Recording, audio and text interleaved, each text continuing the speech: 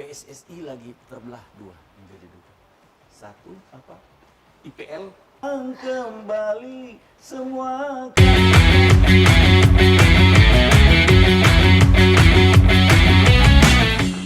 Kembali lagi di Pojok Supporter. Nah, kita lagi bersama dengan Papi ya, dokter Timnas. Nah, tadi kita Masih bersama Dr. Syarif Alwi. ya ke Papi lagi ya. Karena dokter Enggak, itu disapa gimana? Papi. Iya, Benar, tadi bisa kita dipanggil lupa ya, Papi kenapa tuh sampai gimana bisa dipanggil awalnya? Papi? Awalnya dari mana tuh? Iya, kenapa nggak Abah gitu? Kenapa nggak Papa gitu? Jadi itu mungkin mulai dipanggil Papi itu yang mulai tahun 2012 ya. 2012. Siapa tuh Siapa yang- yang panggil Papi? Kakak Boci. Boci. Kakak Boci. Oh, Kakak Boci. Papi, mana keturun pun Papi mana? Gitu. Ya, ada Papi di sini. Lama-lama semuanya jadi ikut. Jadi Papi, ikut ya. Papi. Ya sudah, jadi ya enggak apa-apa Papi. Sampai-sampai waktu saya ada studi banding di medical center timnas Spanyol dan Real Madrid. Pada saat itu masih pelatihnya masih Luis Milla, ya. Ya, saya diberi kesempatan untuk datang dan difasilitasi oleh beliau untuk datang ke sana. Maka pada saat saya mau dikenalkan dengan direktur tekniknya Federasi Spanyol, Coach Luis itu bilang gini, Papi, maaf ya, Papi punya nama siapa? Saya mau kasih kenal. Dia sampai tidak tahu. Jadi Luis Milla aja manggilnya Papi. Iya, karena dia tidak tahu nama asli saya, dia tahunya cuma Papi. Sama dong, Papi. Iya, dia Balas juga- dong. Jadi gini coach, saya juga nggak tahu nama coach. Saya bilang, siap coach, nama saya Syarif. Oh iya, Hai. iya.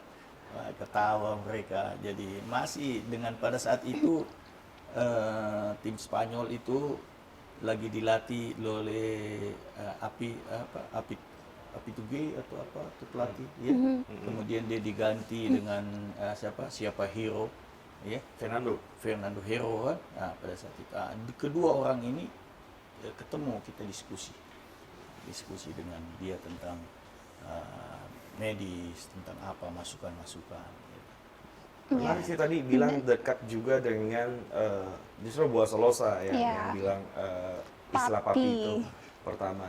Dekat banget kayaknya sama pemain-pemain. Tapi Papi tahu nggak sih selama masa COVID ini, masa pandemi ini, banyak nggak sih yang Papi tahu kalau pemain juga agak nggak taat juga Nggak taat atau sama gimana prokes gitu gitu kan. ya. Ada, dan biasanya apa sih yang Papi coba ingatkan ke mereka gitu. Anak-anak kita ini kan anak-anak muda semuanya, ya. Iya. Pada saat mereka mungkin belum terpapar dan belum merasa, pada saat itu kan Delta itu termasuk ganas lah. Betul, rasa ngana gitu ya. Belum ada vaksin waktu itu kan, sehingga tubuh kita belum tahu bagaimana respon terhadap Virus virus COVID corona ini ya. COVID ini 19 ini. Waktu belum mereka terpapar, mereka belum ada yang merasa. Kadang-kadang kita jaga untuk mereka harus tetap pakai masker, ya. Dari kamar harus keluar kamar aja sudah harus pakai masker, ya. Kemudian kalau mereka agak flu, batuk sedikit, langsung kita isolasi. Pada saat awal-awalnya itu flu, batuk ringan aja langsung kita isolasi, mereka pindahkan kamar.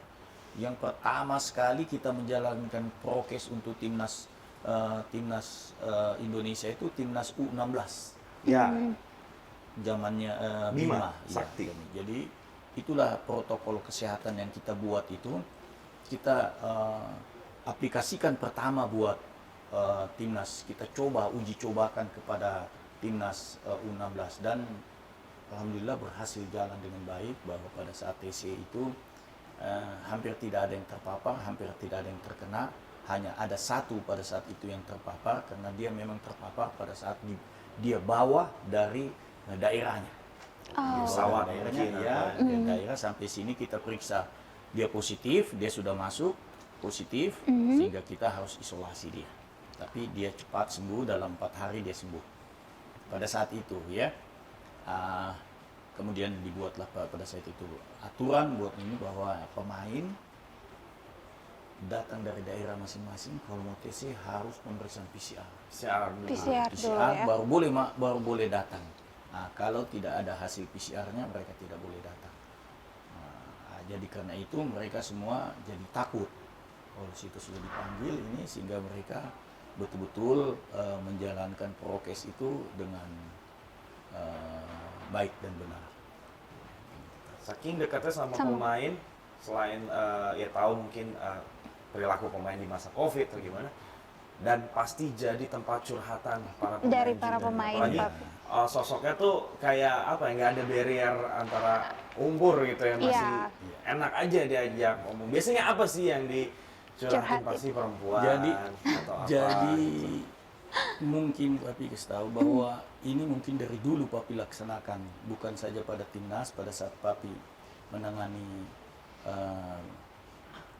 klub yang awal Papi masuk di klub Persiba Balikpapan itu, sama pemain pun Papi sangat dekat, seperti kayak kakak dan adik atau orang tua dengan anak. Sangat dekat, sehingga apa saja keperluan pribadi mereka ya, atau urusan pribadi mereka yang mungkin orang lain tidak, tapi Papi bisa tahu. Umpamanya contohnya mereka mau nulis surat buat pacarnya, dia tidak tahu nulis. Dia tidak tahu nulis surat. Ada yang nggak bisa nulis? Iya, bukan tidak tahu tuh, tidak tahu Nggak bikin tahu kata-kata. buat kata-kata ya. Kata-kata istilahnya. Jadi Papi yang tulisin? Papi yang tulis. Tapi nggak kebaca dong, kan tulisan dokter ntar. Bukan. Baca dulu, tulis dulu, tulis bikin dulu. redaksinya dulu. Baru. Papi bacaan ini nih, mau tulis buat pacarmu. Gitu Waduh. kan? Sudah selesai, kau yang tulis. Tapi ini bayarannya kau kalau sebentar bertanding harus kau mati-matian. Tapi tidak mau kau main setengah-setengah. Harus betul-betul, tidak ada alasan untuk menyerah. Jadi ada Iya, betul ya. Ya. Itu jawaban masih surat-suratan. surat-suratan. Surat-suratan. Jadi sampai dengan mungkin masih ingat ada satu pelatih dulu kalau nggak salah dia pelatih Kediri ya, tapi dia sudah meninggal, kesian almarhum. Ada namanya Junedi. Pelatih Oh, Bang Junedi. Jun. Bang Jun yang biasa panggil Bang Jun. Pada saat dia ketemu Papi, itu kan pemain Papi waktu di Persiba Balikpapan. Oh. Bang Jun. Dia datang dengan istrinya dengan anaknya. Ketemu Papi waktu itu di Solo. Papi bawa Persija waktu di Solo. Dia datang sama istri dan anaknya. Dia bercanda dengan dia. Papi bilang gini, nak, dengan anaknya. Nak, kau tanya bapakmu dengan mamamu ini, siapa yang tuliskan surat buat mamamu pada saat bapakmu dengan mamamu pacaran? Kau tawa anaknya, wah. Itu karena kedekatan. Sampai sekarang pun pemain-pemain bola yang pernah Papi tangani sangat dekat dengan Papi semua. Siapa? Sangat dekat. Kalau boleh sebutkan ya. Contohnya pemain-pemain kayak contohnya kalau yang dulu-dulu kayak yang sekarang masih main kan, contohnya umpamanya siapa, Boas. Yang masih main deh, Yang siapa masih nih main, sekarang nih? Boas Salosa ya. Kemudian contohnya Evan Dimas.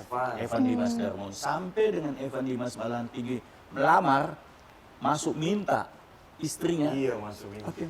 Papi yang pinggir melamar. Jadi Papi ini dokter apa comblang? Itu dia. Itu dia. Surat iya, Iya. masuk minta iya. Jadi Itu Papi datang waktu itu pas selesai SEA Games 2019 ya, kalau nggak salah 2019 yang di Filipina ya, Nah, yang dia cedera. ya, yang dia Nah, pakai itu. kursi Ya, roda. itu dia. Itu Papi dia pas selesai, dia sampai Jakarta dia muka sedih terus. Gimana Pi, saya mau masuk lamar, tapi siapa yang mau begini, orang tua saya di sana kan begini. Terus emang mau? Iyalah. Terus kalau perlu saya sewa mobil deh, kita pergi ke rumah orang tuanya, saya punya calon. Kau mau? Kalau kau mau, sebentar sore kita pergi, saya bilang. Benar Papi yang mau pergi? Saya bilang iya Papi yang pergi. Udah Be, ayo pergilah. Pakai mobil Papi aja, nggak usah sewa. Saya bilang mobil Papi aja. Kita jalan kita pergi sana. Lamar lah. Wah, orang tuanya senang sekali, orang tua istrinya. Senang, wah dokter. Bisa sama bapaknya Evan. Iya, sudah selesai, sudah tinggal penentuan harinya saja keluarganya itu. Kalau sama Boci nih, sedekat apa kalau mau bawa Solosan? Boas itu dekat sekali sampai kalau dia lagi marah atau dia lagi apa, kadang-kadang yang bisa menenangkan Boas itu mungkin papi. Itu ada kasus sekali 2014. Piala AFF 2014 di Hanoi. Ya. Pada saat itu Boas ini dan Immanuel Wanggai, mereka anak-anak kita dulu kan istilah-istilah tapping itu, pemakaian tapping ya, itu kan lagi booming. Iya, iya. Orang sedikit-sedikit pakai Lagi tren. lagi tren. Terus Boas ini kan bekas fraktur dia punya kaki, Iya. kemudian ada cedera kadang-kadang. Dia itu walaupun sudah sembuh, efek psikologisnya dia karena masih ada trauma, dia suka pakai untuk preventif aja. Sebenarnya tidak sakit dia, tapi dia preventif, dia pakai. Pada saat itu ada satu orang fisioterapi kita baru papi masukkan di timnas. Dia tanpa sepengetahuan papi, waktu ditanya dengan almarhum coach Alfred Riedel, ya, bahwa itu kenapa Boas dengan Manu Wanggai itu, terus dia bilang dia ada cedera sedikit coach, ototnya. Coach Alfred bilang kalau memang dia lagi sakit, tidak apa-apa, dia istirahat dulu, pulang dulu ke hotel supaya dia istirahat. Tapi kita anak-anak kita mungkin ada salah pengertian atau salah penyampaian oleh translator pada saat itu, tapi tidak ada. Dibilang bahwa Coach Alfred suruh dia pulang aja dulu, pulang ke kamar, tidak usah dulu latihan. Boas merasa bahwa kalau saya disuruh pulang, ngapain? Mendingan saya pulang ke Papua. Gitu, dia merasa sehat. Dia sebenarnya. merasa sehat, saya datang ke sini ini untuk main bola, untuk menjadi pemain timnas, harus tampil, dia bilang gitu. Kalau saya disuruh istirahat, saya pulang sudah, papi saya pulang aja. Udah masuk kamar, mereka berdua masuk satu kamar, memang mereka satu kamar, mulai dari pagi itu latihan di dalam kamar, sampai malam tidak mau keluar. Dia kunci, cuma minta tiket besok belikan untuk pulang. Sudah mati akal Alfred sudah mati akal, sudah semua asisten pelatih disuruh. Waktu itu Widodo yang jadi asisten pelatih, Widodo, pelatih fisiknya. Akhirnya pada saat sudah tidak bisa, Alfred bilang, coba papi suruh, itu papi punya anak-anak semua, masuk suruh. Jadi saya datang ke situ kamarnya, saya ketuk pintu, kakak Bo, saya biasa panggil dia kakak Bo. Manuel saya dengar, Manu Wanggai bilang, keturun pun papi. Udah, jadi keturun pun papi langsung, buka cepat, buka. Papi masuk, dia kunci lagi punya pintu, langsung tanya, kenapa? Ceritalah panjang lebar. Ini salah mengerti, ada salah mengerti. Bilang, Coach Alfred itu sangat baik. Dia pasti tahu, dia tidak mungkin. Pasti tahu lah pengertian. Tapi kenapa dia jahat gitu? Enggak, dia tidak jahat. Ayo kita orang pergi, papi ini klarifikasi buat Coach Alfred. Bawalah mereka dua, waktu mau makan malam. Bawalah di sana. Bawa, jelasin duduk persoalannya. Wah, Coach Alfred mengerti, almarhum mengerti, ya sudah. Kalau begitu saya maaf, kalau ada kesalahan, kita saling maafkan. Setelah itu, makan dulu. Makanlah kakak Bo dengan Manu, makan. Selesai makan, pulang, saya antar pulang. Kakak Bo bilang gini, dengan Manu bilang, papi, Alfred bagus juga ya, baik. Saya bilang, iya baik, dia cuma sakit itu. Dia baik. Ini 2014 ya, FF. Iya, Ini ada cerita antara Alfred dan Boas Soloso dari papi yang mungkin orang belum banyak tahu. Ternyata sempat ada disharmonisasi antara Alfred dan Boas yang disebabkan oleh miskomunikasi. Iya. Dan itu gara-gara salah tapping gitu Iya. kan. Nah, Salah persepsi aja bahwa taping Salah ini persepsi. sebenarnya bukan karena faktor dia sakit, Cedera. tapi karena dia Preventif. hanya untuk preventif aja. Nah, kalau pemain yang paling menurut Papi paling menjaga kedisiplinan dari sisi makan, tidur, gizi bahkan ya pokoknya yang istilahnya kalau sekarang tuh anaknya tuh healthy banget gitu, siapa tuh? Yang sepanjang karir Papi pernah tahu. Ah, ada satu. Tapi mungkin itu siapa ya? Ini Beto. Beto Gonçalves. Beto Gonçalves. Oke. Kenapa? Disiplin, makan disiplin, dan dia sadar betul bahwa tubuhnya ini apa saja tubuhnya ini adalah modal dia, Aset dia. aset dia, ya aset. Sehingga betul-betul dia jaga. Habis main kalau memang harus di visio dia visio, kalau harus water therapy dia harus ini dia tidak disuruh pun dia lakukan itu. Iya enggak. Rutin dia melakukan, dia sering diskusi bagaimana cara mengatasi ini, apa yang saya perlukan, suplemen apa, makan pun, walaupun mungkin dia tetap saja dia bertanya. Itu yang saya lihat dari itu. Dan yang ini dia tidak merokok. Itu. Disiplin juga makan, disiplin jaga badan juga makan. Gonzales. Makanya gara mereka sampai umur ya, 40 lebih masih main. bisa main. Cuma satu kelemahan Gonzales, merokok. Merokok yang tidak bisa dia ini ya tahan. Tidak Tapi bisa yang, dia tahan. iya, dia tahan. Kalau yang lain, kalau itu pemain-pemain naturalisasi yang disiplin. Kalau pemain Asli kita. asli kita ya, asli kita yang disiplin dia benar-benar Sedang menjalan aktif atau udah pensiun nggak apa-apa deh.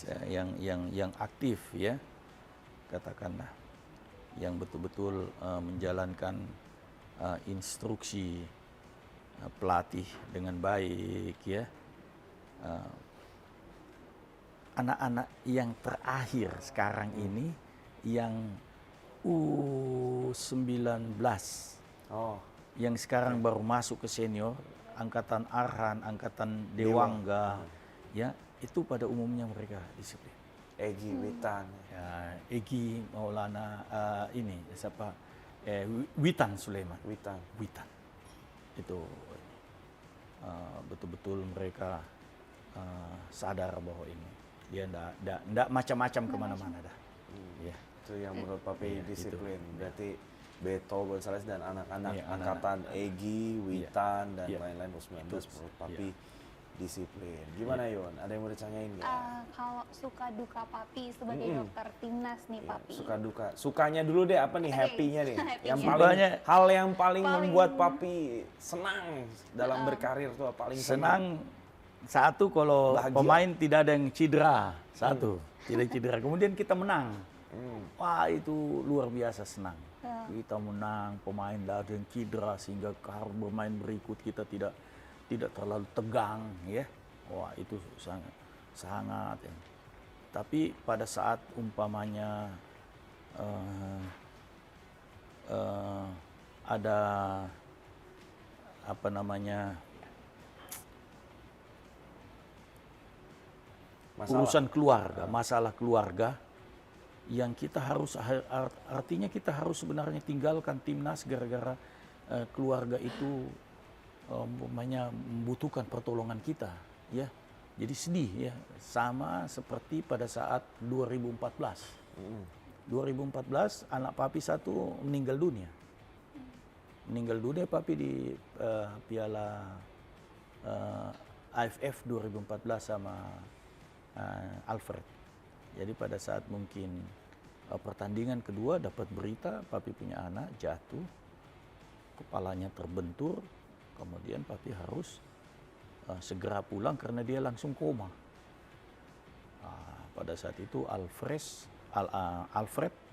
langsung tegas saja bilang Papi harus segera pulang, bahwa anak Papi itu keluarga Papi lebih penting dari semuanya, segera pulang.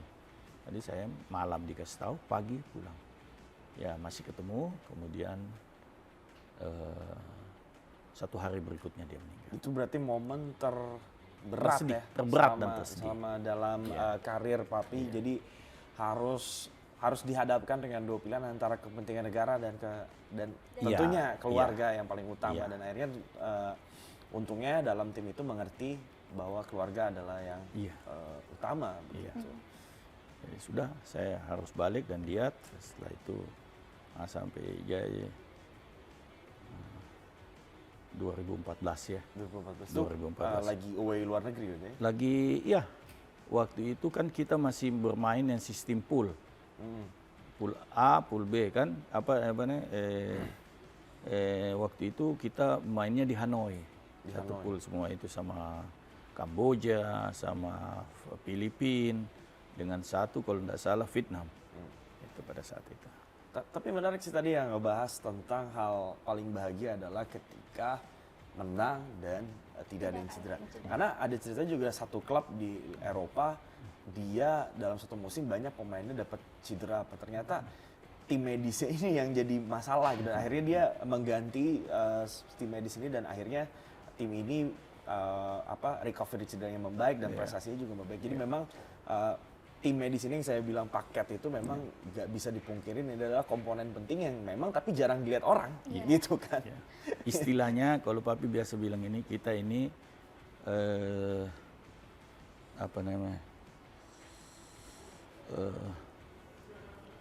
apa istilah Papi biasa bilang dengan Tentang petugas-petugas. orang yang kerjanya nyata tapi orang ya udah Kadang-kadang Iya kan? alah Papi, saya lupa lagi, aduh. Nah, itu jadi istilah yang bagaimana yang pekerjaan pelengkap dokter? penderita Oh, istilahnya. pelengkap penderita. Pelengkap penderita.